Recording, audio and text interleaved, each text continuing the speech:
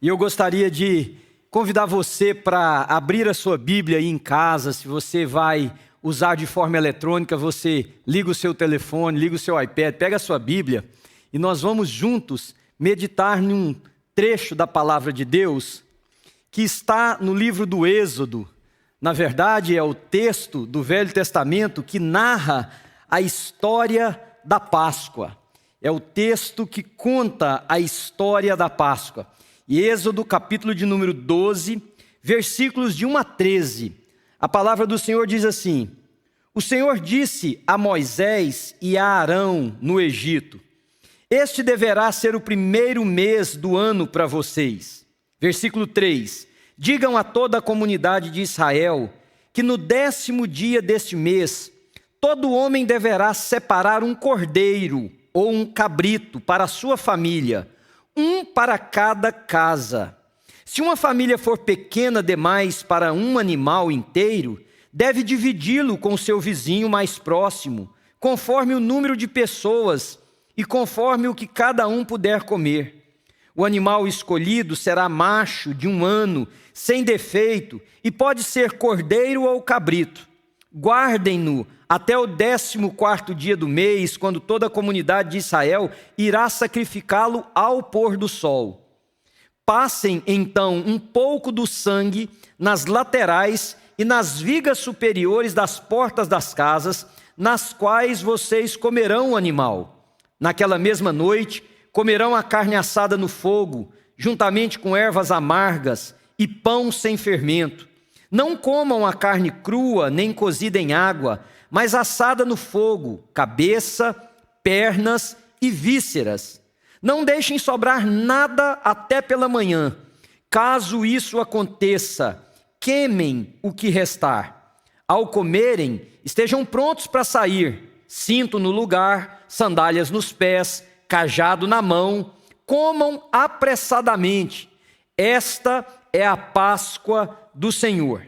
Naquela mesma noite passarei pelo Egito e matarei todos os primogênitos, tanto dos homens como dos animais, e executarei juízo sobre todos os deuses do Egito. Eu sou o Senhor. O sangue será um sinal para indicar as casas em que vocês estiverem. Quando eu vir o sangue, passarei adiante. A praga de destruição não os atingirá quando eu ferir o Egito. Louvado seja o nome do Senhor por essa palavra. Irmãos, nós temos 2 enfoques sobre a Páscoa. Um no Velho Testamento e um no Novo Testamento. E hoje eu gostaria de caminhar com vocês contando uma história, narrando essa história nos 2 ambientes. No ambiente do Velho Testamento e no ambiente do Novo Testamento. No Velho Testamento, a história mostra a saída do povo de Deus do cativeiro egípcio, da fuga, da libertação do povo, da mão pesada, do jugo opressor que o Egito, que Faraó exercia sobre o povo de Deus. Então, no Velho Testamento, a Páscoa trouxe o povo de Deus para a liberdade, tirou-os do cativeiro no Egito. No Novo Testamento, a narrativa gira em torno do túmulo vazio. No sábado, na sexta, o nosso Senhor é crucificado. No sábado, a expectativa das palavras que ele ecoou enquanto estava com seus discípulos, dizendo que a morte não o venceria. E no domingo pela manhã, o nosso Senhor ressuscitou. O túmulo ficou vazio. As mulheres, os discípulos, ao chegarem no lugar onde estava o corpo do nosso Senhor, depararam com um túmulo vazio. Ele não estava lá, a morte não poderia segurar o autor da vida. O Senhor Jesus triunfou. No Novo Testamento, essa narrativa gira em torno do túmulo vazio. Mas ambas falam em comum de muitas coisas. Primeiro, ambas têm uma mensagem de fé e esperança. No Velho Testamento, o povo de Deus vivia debaixo do jugo de Faraó. Escravos, trabalhavam, não tinham vontade própria. Eram subjugados e oprimidos. Parecia impossível qualquer mudança radical. O Egito era a potência da época.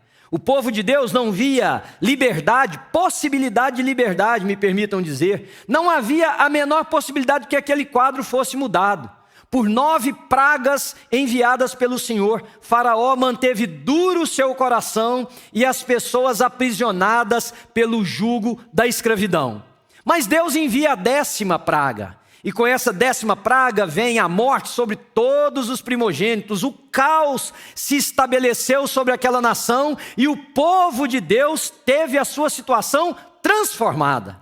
Imaginem, aquilo que parecia impossível foi realizado pela poderosa mão do Senhor. Ambas contam sobre esperança. Para o povo do Velho Testamento, a esperança de serem livres do cativeiro egípcio. No Novo Testamento, o nosso Senhor, que havia pregado a chegada do reino, que havia falado sobre as coisas vindouras, que havia mostrado para as pessoas que Ele era o Filho de Deus, agora está morto. A morte, o último inimigo, aquele que nós brincamos, ou aquela que nós brincamos, dizendo que para tudo na vida tem esperança, tem possibilidade, menos para a morte, agora reinava na região da Palestina. O Senhor Jesus, que anunciou e que disse ser o pão da vida e que aquele que dele comesse, rios de água viva brotariam do seu interior, agora não está mais com os seus discípulos. Agora o Senhor não está mais com aqueles com quem ele anunciou o evangelho. Pairava sobre eles a incerteza do que seria. Mas no domingo, pela mão forte do Senhor, pelo braço poderoso do nosso Deus, o nosso Senhor sai daquela sepultura, traz esperança. Ambos os relatos do Velho e do Novo Testamento trazem uma mensagem de esperança. E essa mensagem de esperança é: o nosso Deus continua no controle. O nosso Deus continua no governo de tudo que há. E para Ele não há impossíveis. Hoje, a Páscoa precisa trazer ao seu coração o senso de que é possível, o senso de que há esperança, de que não importa se as situações apontam para o contrário, não importa se parece tudo tão difícil, não parece se há um peso opressor tão grande que você diga assim: isso não pode ser mudado. O Senhor muda tudo em 1 minuto.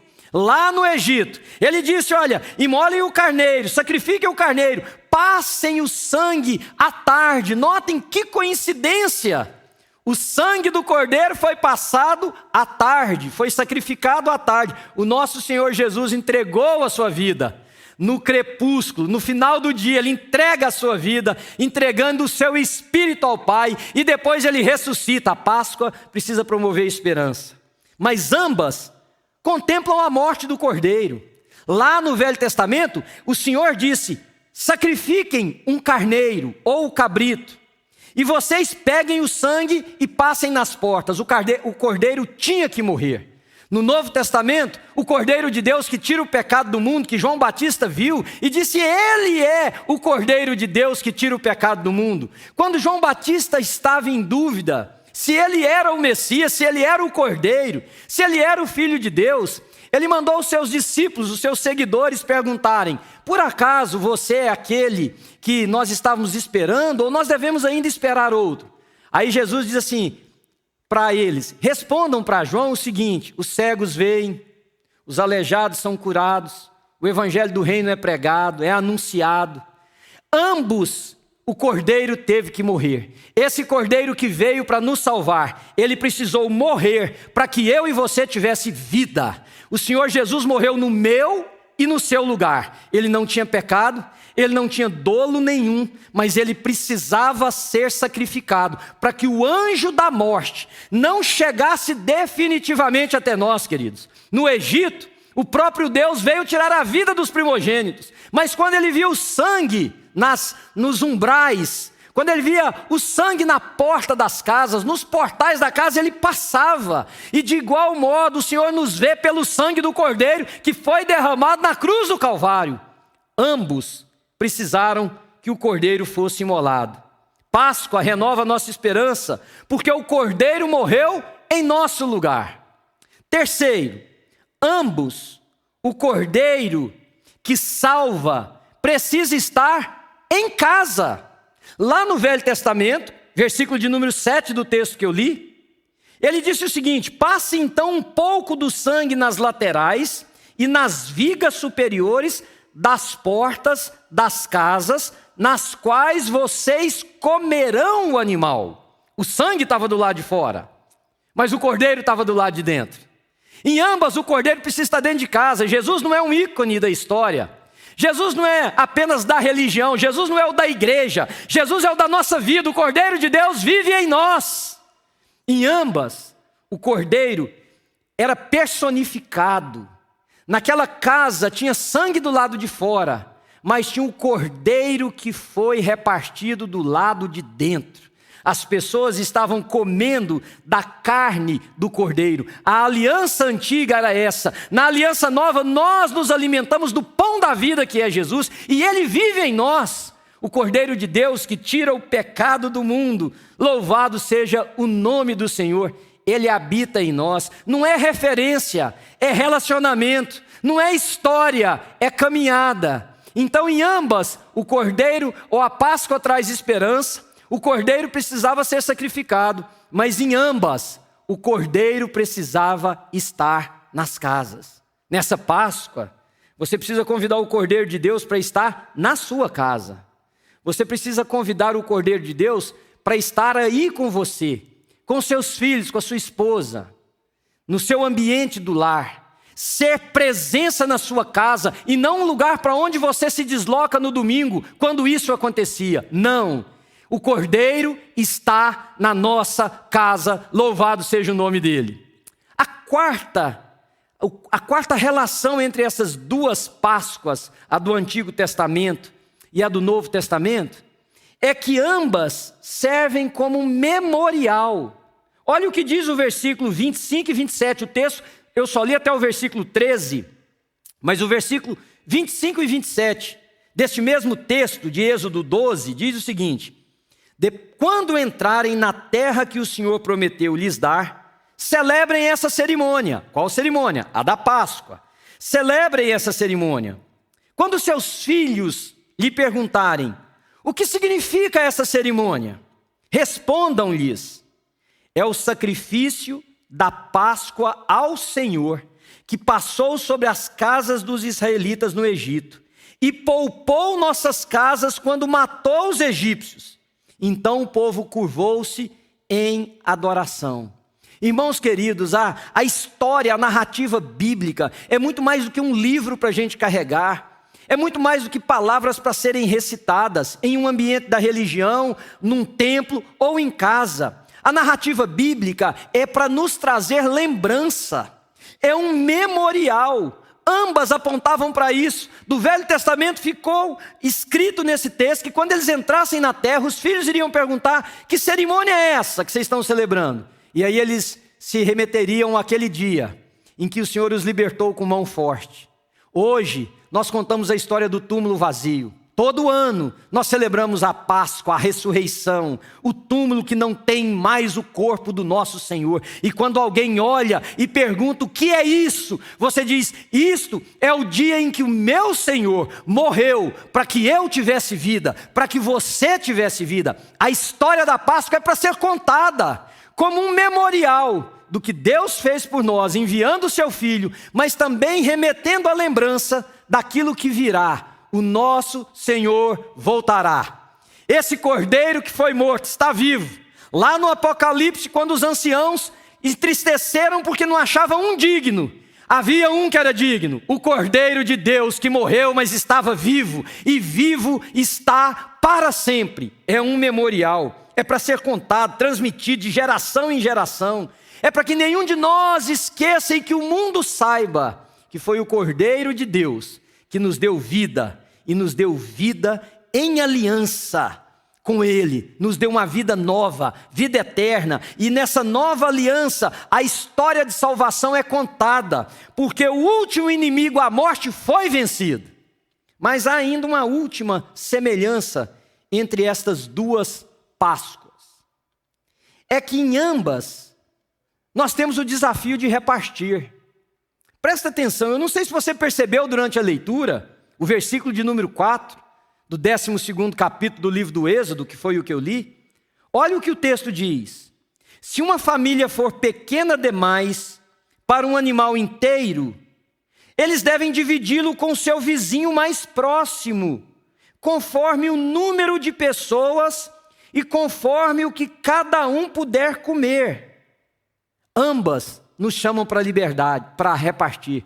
É certo, é momento de dar esperança, é momento de liberdade, mas é momento de generosidade. Lá na velha aliança, no Velho Testamento, se alguém tinha um cordeiro que era maior do que o que a sua família podia consumir, reparta com o seu vizinho. Nós somos chamados para repartir as boas novas. A Páscoa é uma lembrança para mim de que eu e você fomos chamados para repartir daquilo que nós fomos alcançados. Repartir a vida do Cordeiro.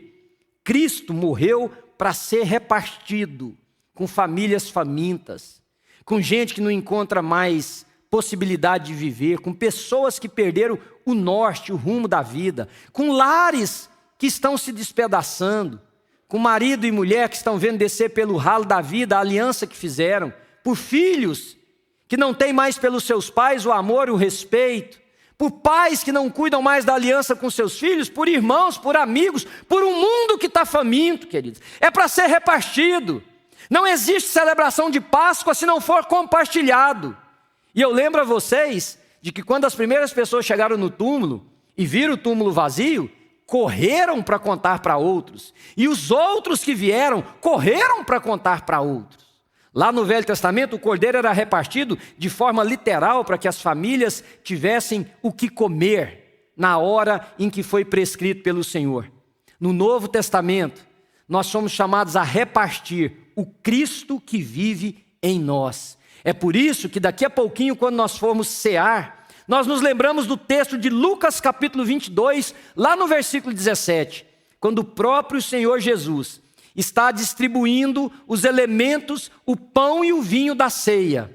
Ele diz o seguinte: recebam e repartam. O texto diz assim: recebendo um cálice, ele deu graças e disse: tomem isto e partilhem.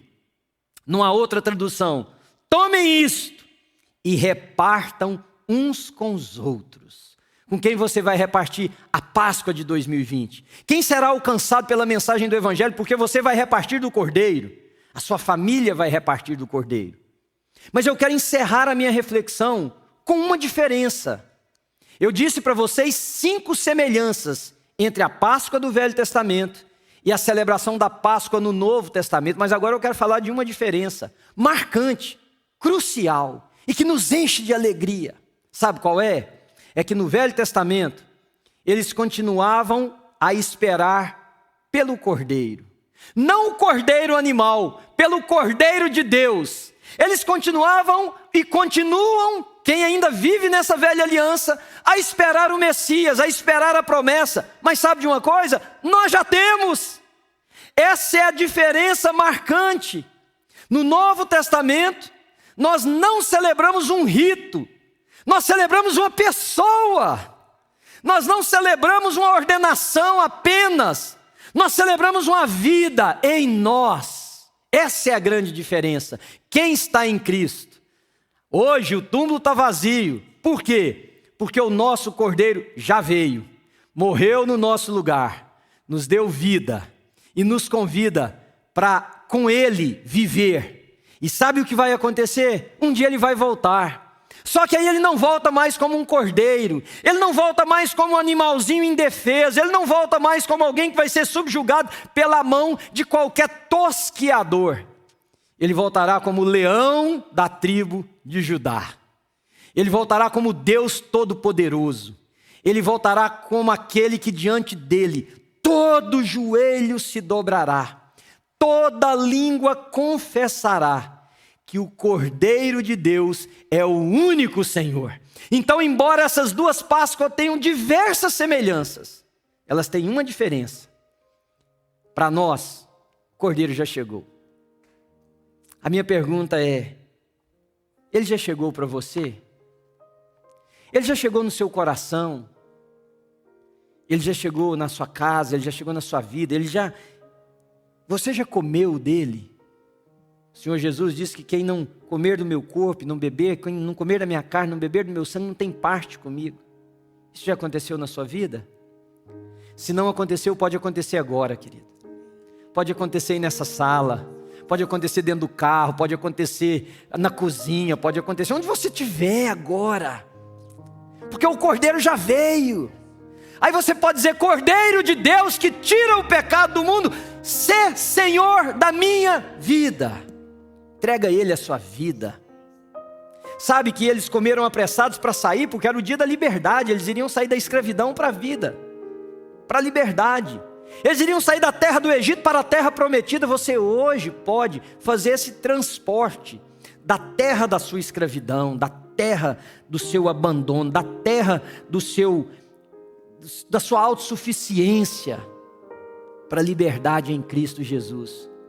Porque é esse o sacrifício que nós celebramos. Foi porque o Cordeiro se deu, cumprindo a profecia lá de Isaías, que ele, como uma ovelha muda, ele foi levado pelos seus tosqueadores. Como o próprio Isaías disse que a ferida que estava sobre ele foi o que curou a minha e a sua. E o castigo que pesou sobre ele foi o que me deu paz e te deu paz. E que nos levou para ele, queridos. Hoje é uma manhã de você celebrar o que o Cordeiro que já veio fez por você. Curva a sua cabeça. Enquanto nós cantamos essa canção, ore ao Senhor.